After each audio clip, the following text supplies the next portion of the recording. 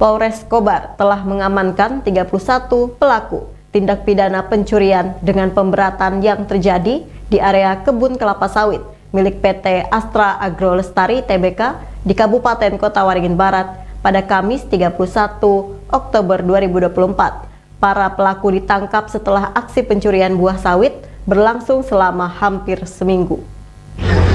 Dalam konferensi pers dipimpin oleh Kapolres Kobar, AKBP Yusfandi Usman pada Sabtu 2 September 2024 dijelaskan bahwa pihaknya menerima laporan terkait aksi pencurian yang terjadi di lahan milik PT AMR dan PT GSDI yang merupakan anak perusahaan PT Astra Agro Lestari.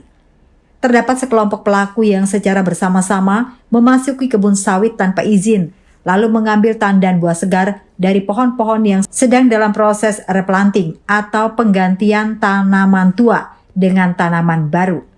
Buah sawit dari pohon yang sedang replanting sebenarnya masih dalam pengelolaan perusahaan, namun para pelaku mengambilnya tanpa izin perusahaan.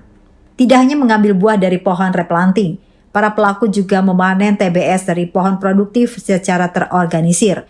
Aksi pencurian ini berlangsung selama 6 hari berturut-turut, mulai dari 26 Oktober hingga 31 Oktober 2024. Setelah mendapatkan laporan, pihak kepolisian langsung turun ke lokasi untuk mengamankan dan berhasil menangkap para pelaku di beberapa titik dan menyita buah kelapa sawit yang telah dicuri. Yang mengejutkan, dari 31 pelaku yang diamankan, 13 diantaranya dinyatakan positif menggunakan narkotika.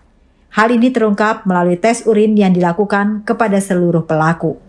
Akibat dari aksi pencurian ini, PT Astra Agro Lestari Tbk mengalami kerugian yang cukup besar, mencapai 893 juta. Selain itu, pihak kepolisian juga mengamankan sejumlah barang bukti terkait kasus ini, antara lain 5 unit kendaraan roda 4 jenis pickup yang digunakan untuk mengangkut TBS hasil curian, buku nota pembelian, handphone, tandan buah kelapa sawit segar, dan alat-alat yang digunakan untuk memanen seperti tojok, kampak, dodos, serta parang. Kapolres Kobar menegaskan bahwa seluruh pelaku akan dikenakan sanksi hukuman yang tegas sesuai ketentuan yang berlaku. Para pelaku dijerat dengan pasal 363 ayat 1 ke 4 Kitab Undang-Undang Hukum Pidana, junto pasal 55 ayat 1 ke 1 KUHP dengan ancaman hukuman penjara hingga 7 tahun. Jadi bukan karena tidak dikasih plasma apa segala macam kan, bukan itu. Jadi benar-benar betul-betul murni dari pidana pencurian. Walaupun di sebagian masyarakat kita menganggap replanting itu limbah, tapi menurut perusahaan selagi tidak ada kontrak kerja untuk mengolah limbah itu, perusahaan masih mempunyai kewenangan karena itu merupakan masih milik dari perusahaan. Kepolisian mengimbau seluruh masyarakat untuk tidak lagi melakukan pencurian buah sawit, apalagi yang sudah mendapatkan CSR atau bantuan dari perusahaan. Mari kita bekerja bersama-sama dengan bersanding bersama-sama untuk hidup bersama-sama dengan situasi Kamtibmas yang damai antara masyarakat dan perusahaan. Perusahaan pun begitu. Perusahaan juga harus memperhatikan masyarakatnya.